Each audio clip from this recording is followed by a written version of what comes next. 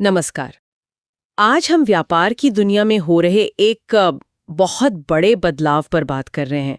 कैसे जो ताकत है वो विक्रेताओं से हटकर खरीदारों के पास आ गई है। हाँ, ये एक बुनियादी शिफ्ट है। हमारे पास strategic cost and performance management पर एक अध्याय के कुछ कह सकते हैं जरूरी हिस्से हैं, और इनके जरिए हम आज के कारोबारी माहौल की कुछ मुख्य अवधारणाओं को समझने की कोशिश करेंगे। जैसे कि गुणवत्ता की लागत यानी कॉस्ट ऑफ क्वालिटी, हाँ, और टोटल क्वालिटी मैनेजमेंट और सप्लाई चेन मैनेजमेंट भी। बिल्कुल। तो चलिए इस चर्चा को आगे बढ़ाते हैं। पहला बड़ा बदलाव तो यही दिखता है कि बाजार अब सेलर मार्केट से बायर मार्केट बन गया है। सही कहा। पहले सप्लायर का दबदबा था, कीमत, क्वालिटी, सब कुछ। हाँ, वही तय करते थे। अब ग्लोबलाइजेशन, जबरदस्त कंपटीशन, सूचना आसानी से मिलना, इन सब ने ग्राहक को सही मायने में केंद्र में ला दिया है। मतलब ग्राहक अब किंग है। बिल्कुल। अब कंपनियों के लिए चुनौती सिर्फ सामान बेचना नहीं है, बल्कि लगातार अच्छा प्रदर्शन करके ग्राहकों को खुश रखना है। ये सिर्फ एक जगह की बात नहीं, ये तो वैश्विक, आर्थिक, तकनीकी, सामाजिक बदलावों का नतीजा है। अच्छा, अब गुणवत्ता की बात करें तो अक्सर लगता है कि भाई अच्छी क्वालिटी चाहिए तो पैसा ज्यादा लगेगा। क्या ये स्रोत भी यही मानते हैं? देखिए, यहाँ ना दो तरह की सोच मिलती है। एक पारंपरिक सोच है कि हाँ, बेहतर क्वालिटी मतलब ज्यादा फीचर्स या टिकाऊपन, तो वो महंगा होगा, क्योंकि उसमें ज्यादा मेहनत, ज्यादा अच्छी सामग्री लगती है। हाँ, डिजाइन बेहतर होता है। लेकिन एक दूसरा नजरिया भी है, जिसे डेमिंग जैसे लोगों ने आगे बढ़ाया। अच्छा, वो क्या है? उनका मानना है कि क्वालिटी सुधारने से लागत असल में कम होती है। कम होती है? कैसे? सोचिए, अगर चीजें पहली बार में ही सही बने तो रीवर्क कम होगा, है ना? स्क्रैप मतलब बर्बादी कम होगी, गलतियां कम होंगी। हाँ, ये तो है। और इन सब से जो बचत होती है वो क्वालिटी सुधारने की लागत से कई ज्यादा हो सकती है। इसी से जुड़ा है TQM यानी टोटल क्वालिटी मैनेजमेंट का विचार। TQM? हाँ, TQM कहता है कि गुणवत्ता की असली लागत वो फालतू का खर्चा है जो चीजों को पहली बार में ठीक से ना करने पर उठाना पड़ता है। ये तो बड़ी दिलचस्प बात है। तो ये लागतें कौन कौन सी होती हैं? स्रोत में PAF मॉडल का जिक्र है। जी हाँ, PAF मॉडल। ये एक फ्रेमवर्क है क्वालिटी कॉस्ट्स को समझने का। P मतलब प्रिवेंशन कॉस्ट्स यानी रोकथाम की लागत। अच्छा, जैसे ट्रेनिंग। बिल्कुल। Training, quality planning, process design, वो सब खर्चे जो गलतियां होने से पहले रोकने के लिए किए जाते हैं। ठीक है। और ए है अप्रेजल कॉस्ट्स यानी मूल्यांकन लागत। इसमें वो खर्चे आते हैं जो क्वालिटी लेवल को जांचने के लिए होते हैं, जैसे इंस्पेक्शन, टेस्टिंग। हाँ, इंस्पेक्शन, टेस्टिंग, ऑडिट्स, ये सब। और एफ है फेलियर कॉस्ट्स यानी विफलता लागत, और ये दो तरह की होती है। दो तरह की? हाँ, इंटरनल और एक्सटर्नल। इंटरनल फेलियर कॉस्ट वो हैं जब गड़बड़ी ग्राहक तक पहुंचने से पहले ही पकड़ ली जाए।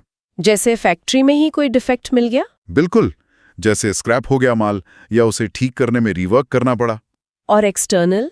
एक्सटर्नल फेलियर कॉस्ट तब आती हैं जब गड़बड़ी ग्राहक तक पहुंचने के बाद पता चलती है। ओह, ये तो ज्यादा खराब है। हाँ, जैसे वारंटी क्लेम, प्रोडक्ट रिकॉल, ग्राहकों की शिकायतें, और सबसे बड़ा नुकसान बिक्री का घटना और कंपनी की इमेज खराब होना।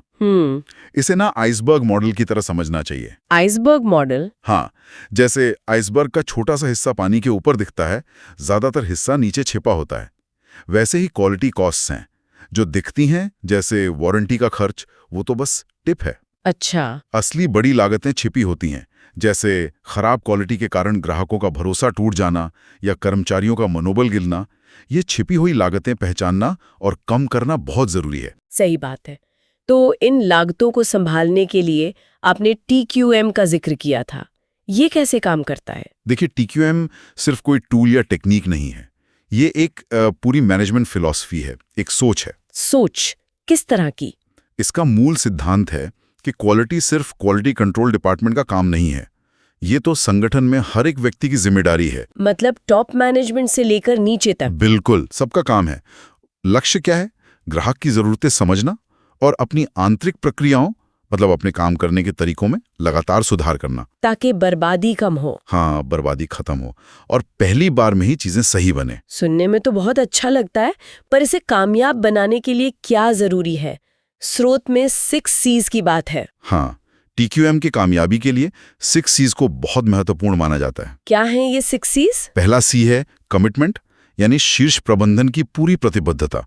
उनके सपोर्ट के बिना कुछ नहीं होगा। सही है। दूसरा है कल्चर, यानी संगठन की संस्कृति ऐसी हो जो क्वालिटी को प्राथमिकता दे। मतलब क्वालिटी सबकी सोच में हो। बिल्कुल। तीसरा है कंटिन्यूअस इम्प्रूवमेंट, निरंतर सुधार। ये नहीं कि एक बार कुछ ठीक कर दिया और बस, लगातार बेहतर करने की कोशिश। चौथा है कोऑपरेशन, यानी सहयोग, टीम वर्क। अलग अलग विभाग मिलकर काम करें। ठीक है। पांचवा, कस्टमर फोकस, अपने अंदरूनी ग्राहक जैसे एक विभाग दूसरे के लिए और बाहरी ग्राहक दोनों पर ध्यान देना, उनकी जरूरतें समझना। और आखिरी सी, कंट्रोल, यानी नियंत्रण, प्रगति को मापना, देखना कि सुधार हो रहा है या नहीं। इसके लिए सही मैट्रिक्स और तरीके होना जरूरी हैं। अच्छा, इसी में वो डेमिंग का PDCA साइकिल भी आता शायद। जी हाँ, बिल्कुल। Plan do check act cycle, ये निरंतर सुधार का एक बहुत प्रैक्टिकल टूल है। प्लान बनाओ, उसे लागू करो, नतीजों को देखो जांचो और फिर उसके आधार पर एक्शन लो, सुधार करो। ये साइकिल चलता रहता है। समझ गई। तो ये तो हुआ कि कंपनी अंदर से क्वालिटी पर कैसे फोकस करे। हाँ। लेकिन कंपनियां अकेले तो काम नहीं करती, उनका सप्लायर्स से, ग्राहकों से रिश्ता होता है। हाँ। यहीं पर शायद सप्लाई चेन मैनेजमेंट यानी SCM की भूमिका आती है। बिल्कुल सही पकड़ा आपने। सप्लाई चेन क्या है? ये उन सभी संगठनों और गतिविधियों का एक नेटवर्क है जो किसी प्रोडक्ट को डिजाइन करने, बनाने, डिलीवर करने और ग्राहक तक पहुंचाने में शामिल होते हैं। मतलब कच्चे माल के सप्लायर्स से? हाँ, रॉ मटेरियल सप्लायर से लेकर मैन्युफैक्चरर, डिस्ट्रीब्यूटर, रिटेलर और आखिर में एंड कस्टमर तक, ये पूरी चेन। और SCM इसे मैनेज करता है। जी, एक प्रभावी SCM ही पूरी वैल्यू चेन को संभव बनाता है। इसमें प्लानिंग, सोर्सिंग, कहाँ से सामान लेना है, प्रोडक्शन, डिलीवरी, रिटर्न मैनेजमेंट, सब कुछ आ जाता है। इसके मुख्य मॉडल कौन से? स्रोत में पुश और पुल मॉडल की बात है। हाँ, मोटे तौर पर ये दो मुख्य मॉडल हैं। पुश मॉडल थोड़ा पारंपरिक है। इसमें कंपनियां अनुमान लगाती हैं कि कितनी डिमांड होगी और उसके आधार पर प्रोडक्शन करके माल को मार्केट में पुश करती हैं, धकेलती हैं। मतलब पहले बनाओ फिर बेचो। हाँ, अंदाजे पर। दूसरी तरफ है पुल मॉडल। ये ज्यादा आधुनिक है, ज्यादा ग्राहक केंद्रित।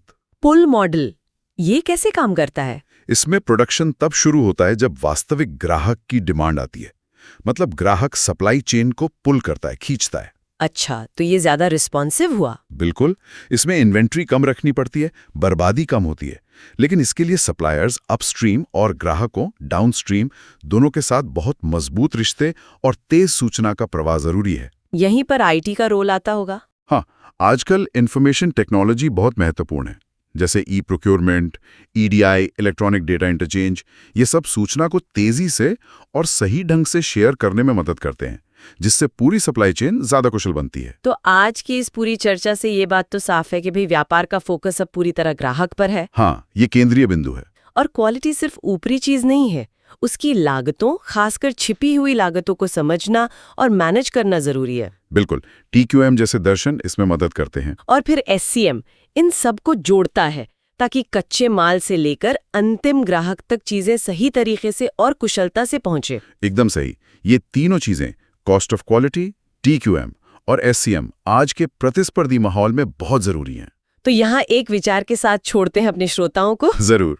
ये सारे सिद्धांत, ग्राहक पर focus, quality management, supply chain optimisation, सुनने में अक्सर बड़ी कंपनियों के लिए लगते हैं। हाँ, पर सोचिए अगर इन्हें सही मायने में अपनाया जाए तो ये किसी भी छोटे या बड़े संगठन के रोजमर्रा के फैसलों को, उनके काम करने के तरीके को बुनियादी तौर पर कैसे बदल सकते हैं। हाँ, ये एक सोचने वाली बात है कि इनका असर कितना गहरा हो सकता है, चाहे संगठन का आकार कुछ भी।